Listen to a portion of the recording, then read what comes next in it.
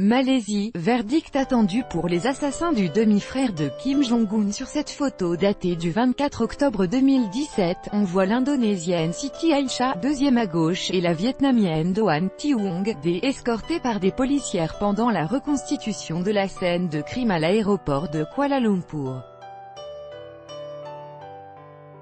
MOHDRASFAN, AFP. On aurait pu en faire un polar, l'héritier du pouvoir en Corée du Nord qui fait assassiner son demi-frère rebelle par des agents secrets.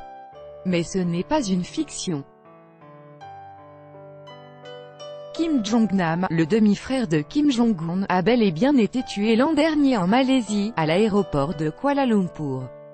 Tout accuse les services de renseignement nord-coréens, mais dans le box des accusés pour le verdict attendu ce jeudi, il n'y a que 2 femmes qui risquent la peine de mort. Elles ont toujours maintenu leur version, 2 brebis innocentes, bernées par les promesses d'argent facile et de célébrité. Si l'on écoute leurs avocats, Siti Aisyah, l'Indonésienne, et Doan Thi Huong, la Vietnamienne, n'ont rien manigancé, rien compris de ce qu'elles étaient en train de faire. Elles vivaient de petits boulots, à la limite de la prostitution. On leur a vendu du rêve, devenir actrice en participant à des caméras cachées.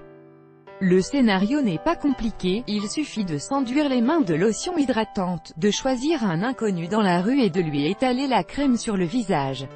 Le tout, filmé et bien payé, plusieurs centaines d'euros par épisode. Les agents nord-coréens se présentent comme des producteurs. Ils prétendent être japonais ou sud-coréens. Ils utilisent des pseudonymes, James ou Monsieur X. Ça ne met pas la puce à l'oreille des 2 accusés. Arrive le 13 février 2017. Elles ont rendez-vous à l'aéroport de Kuala Lumpur. Elles font ce qu'on leur dit, la routine, badigeonner quelqu'un de pommade par surprise. Mais ce jour-là, la victime s'appelle Kim Jong-nam et la crème est un poison très puissant.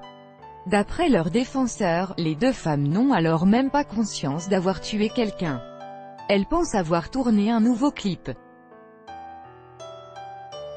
L'une part faire du shopping, l'autre rentre chez elle.